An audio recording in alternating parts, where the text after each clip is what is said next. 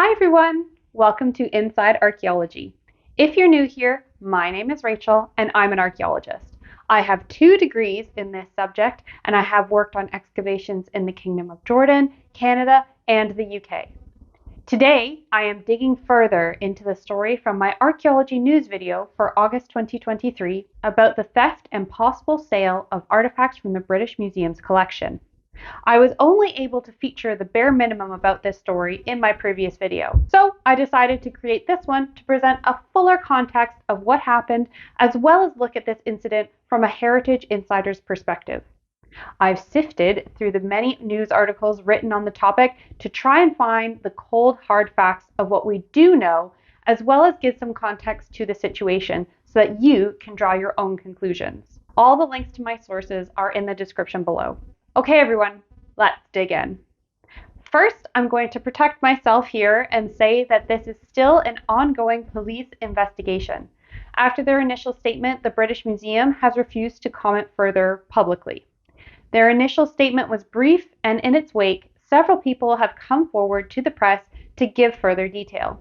Some of these details include the identification of the museum staff member who was fired and many people assume was a thief. The family of this person has denied the allegations.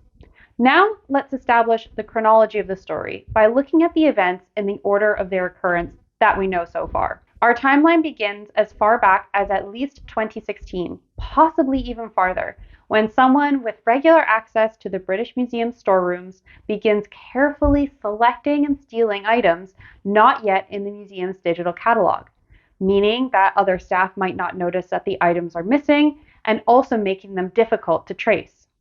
The items taken included gold jewelry and gems of semi-precious stones and glass dating from the 15th century BCE to the 19th century CE, so across the entire collection.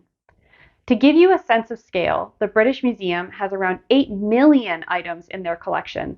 Of that, only about 4.5 million have been digitally documented, and only 50 to 80,000, 1%, are on display.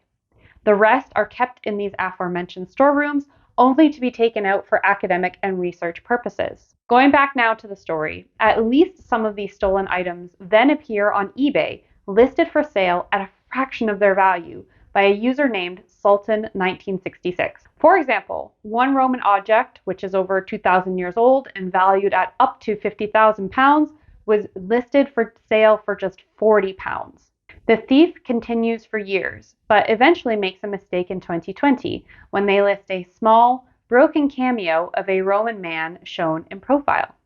Greco-Roman gem expert and art dealer Dr. Itai Gradel, who had bought over 70 items from Sultan 1966 going as far back as 2014, saw the listing and noticed that slight scratches in the gem along the ridge of the nose were an exact match for a photograph of the item in the British Museum's digital catalog, which had shown the piece in a gold setting and described it as dating between the 1st and 3rd century CE. The listed item appeared to have been broken when it was removed from the original setting. Gradel had been suspicious of the seller since he recognized a different cameo fragment listed for sale in 2016. But when he had asked Sultan 1966 where their objects had come from, he was told the seller's grandfather had owned a junk shop in York. Now, with tangible proof that the seller had lied, he began checking his records and eventually concluded that he had been inadvertently handling stolen goods. Dr. Gradel then asked an art dealer friend to alert the museum to the apparent thefts in 2020 while he continued investigating. Shortly after this happened, Sultan 1966 stopped selling antiquities after there was no response to his initial claims. In February 2021, Dr. Gradel sent his evidence to the museum's deputy director. Receiving no response again, 4 months later, he sent his evidence to the museum director, Hartwig Fischer. In July 2021, the deputy director responded saying that the objects concerned are all accounted for and that procedures are robust and the collection is protected. In October 2022, Dr. Gradel wrote to George Osborne to alert him of the thefts. Osborne is chair of the museum's board of trustees. This finally triggered a full audit of the British Museum's collection, which eventually found that between 1,500 to 2,000 items were missing. In January 2023, the Department of Culture, Media and Sport, which oversees the museum, was informed that the museum was looking into possible irregularities in certain collections. Subsequently, on August 16, 2023, an official statement from the museum was released, saying, and I quote, "The British Museum has launched an independent review of security after items from the collection were found to be missing, stolen, or damaged. A member of staff has been dismissed, and the museum will now be taking legal action against the individual." There's more to the press release, and I have linked it down below if you want to read it in full. Shortly after this, museum director Hartwig Fischer released his own statement saying that when allegations were brought to the British Museum in 2021, they took them incredibly seriously and immediately set up an internal investigation. He said that the concerns were raised about only a small number of items, and the investigation concluded that those items were then all accounted for. He claimed that the museum only learned later that Dr. Gradel had potentially more of their items in his possession. Dr. Gradel has refuted this statement, saying it is a lie and adding that the museum did not contact him despite him making himself available to speak to them. By the end of August, it was also announced that director Hartwig Fischer was leaving his post immediately, and he apologized for his earlier comments about Dr. Gradel. Now comes the question of who did it? In my personal opinion, just looking at these facts, it was an inside job because whoever did this needed long-term access to the collections as well as enough knowledge of security measures and the artifact catalog to know what they could and could not get away with taking. In my opinion, it's also telling that after Dr. Gradel made his first contact, the eBay seller stopped listing antiquities. To me, this says that the thief found out about the theft accusations and started covering their tracks, possibly even putting back items that had not yet sold, hence the initial investigation concluding nothing had been taken. Shortly after the news broke, Dr. Gradel came forward to say publicly that he believed the thief was Dr. Peter Higgs, a trusted senior Greek and Roman curator at the British Museum, who had worked there for over 30 years and, ironically, had been part of their team that tracks down and repatriates looted antiquities. In 2021, Dr. Higgs became acting head of Greek collections and sculpture, meaning that he was actually promoted after the first allegations had been made, and he continued to head the department after further evidence was given to the directorate. Dr. Gradel had identified Dr. Higgs as the probable thief when checking his eBay transaction records of the items he'd bought. He saw that Sultan 1966 PayPal account was linked to a bank account in the name of Peter Higgs. After the initial news story broke, it was also independently discovered that Peter Higgs's Twitter/X username is Sultan1966. You can verify this yourself with a quick Google. In the interest of being as fair as possible, I want to stress that Peter Higgs has not been arrested or officially named in connection to this case by the museum or the police. His son Greg has come forward to his defense speaking to the press, confirming that Dr. Higgs is the staff member who was let go, but denying the theft accusations. It is really admirable of him to do so, to come forward and defend his dad, but I will also say that he doesn't work for the museum and didn't even know about the internal investigation until after his father was fired. So he has no inside knowledge besides what his father has told him. The fired member of staff has not been publicly connected to the thief, and it's entirely possible that Dr. Higgs was let go because of a clear lack of due diligence or care for his collection that led to pieces being stolen. If objects from the collection you are responsible for as senior curator go missing under your watch, you are responsible, and there will be consequences. So it's probable that he was actually fired for this reason. Is it possible that Peter Higgs is innocent and someone else is behind the thefts? Yes. I mean, most of this evidence against him has largely come from one source, Dr. Gradel, and it really needs other evidence to back it up, which is evidence that I'm sure the police is currently gathering. Do you think the thief was Dr. Higgs? Who else could have done it? Put your answers in the comments below. Another question a lot of people are asking about this is why? Why would someone, especially potentially someone with Dr. Higgs's career background and qualifications, or similar to that if it's not him, do this? Dr. Higgs has not yet made any public statements on this matter, so we can only speculate. I can say that when this story first broke, I was not entirely surprised.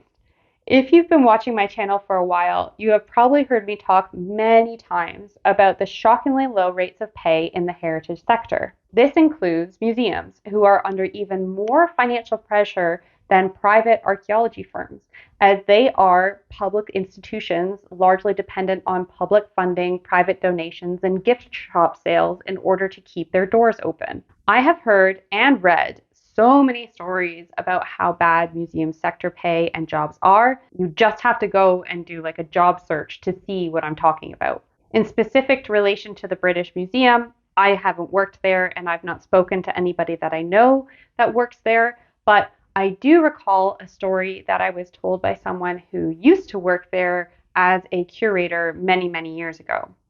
As a part of their job, this person was sent on an excavation in a foreign country in Africa, and the budget for that project was so tight at that time that the project staff had to buy and supply their own toilet paper for the duration of the dig out of their own pocket. This happened decades ago, but if funding was that bad that back then that they couldn't even afford to give people basic necessities, then you can only imagine what it's like now. I also want to point out that in Greg Higgs's statements about his dad, he speaks about watching his father struggle with money his whole life, despite having a PhD and working at one of the world's top museums. This, of course, does not in any way justify what has happened. So what is the impact of this scandal and what is happening going forward? As I said earlier, there is a police investigation which will hopefully lead to an arrest and conviction of the thief, as well as the recovery of most, if not all, of the items. It's going to be really hard to find them all, especially if they've moved down the chain of ownership since they were first sold. An independent review has been set up to recover the missing items, as well as making recommendations for future security arrangements. Among its tasks will be examining the museum's procedure for the reporting of unlocated and lost objects, to see whether it was properly implemented in this case and whether or not it should be rewritten. It's also been reported, but not confirmed, that a few objects have been returned. I would hope/assume that Gradel's items that he bought from Sultan in 1966 are among that number. The police have not released a list or details of the items missing. It's been speculated that this might be because they have a lead of where some of the items are and they don't want to tip off anyone who might destroy or pass the items on to avoid criminal charges. Others are more jaded, saying that the museum is embarrassed to reveal this full scope of their losses. This entire situation has also led to lots of, in some cases deserved, criticism of the museum and the mishandling of the entire situation by senior management. This incident has also renewed calls for the returns of the Parthenon marbles in light of these thefts. As a heritage professional, I 100% agree that the museum sector needs to change how they handle foreign collections obtained under questionable circumstances. And to be fair, a lot of museums are already doing this, and there are also some limitations on how far the British Museum can do this in terms of legislation and laws, but that's a video for another day. However, I want to point out that anyone saying that this particular instance means the Parthenon marbles are unsafe and should be returned really doesn't seem to understand what has happened here. These items were taken because, unfortunately, they were easy to steal. They were small, portable, and made of valuable materials like gems and gold. They would have spent 99% of their time in drawers in a storeroom, only taken out on request. Of the museum's over 8 million items, the ones missing account for 0.025% of the total collection. Effectively, they are needles in a haystack. In contrast, the Parthenon marbles are all heavy, large items made of marble, movable only with special equipment, and they are displayed in an entire room made to house just them with appropriate security measures. They are arguably the most well-known item and most visited item in the museum. You could not steal and sell them on eBay like we see here. There are other better reasons for why we should repatriate these items and other contested items like them, but this instance is not one of those reasons. Lastly, please do not pile on or harass anyone involved in this case or who works for either the British Museum or any museum at all. One person out of the thousands who work in museums committed this crime. Doing something like this is against all of our ethics and principles. It undermines public trust in heritage work, and honestly, no one wins here. There is a good chance many of these items are gone for good, especially if they weren't cataloged properly, and that isn't a cause for any kind of celebration, no matter how you feel about the institution that they were stored in. All right, everyone, time to pack up our finds and hang up our trowels for today. Don't forget to comment, like, or subscribe before you leave. If you are feeling extra generous, you can give me a super thanks or go to my Ko-fi page and support me with a small donation. I spend hours researching, writing, filming, and editing my videos, which are available to you for free. Taking a few seconds to support me in any way you can helps the channel grow so that I can continue to provide you with quality heritage content that you can trust is well sourced, researched, and presented by someone who actually studied and knows what they're talking about. Thank you so much for watching if you've made it all the way to the end. Stay curious, and I hope to see you on my next adventure into the world of archaeology. Bye!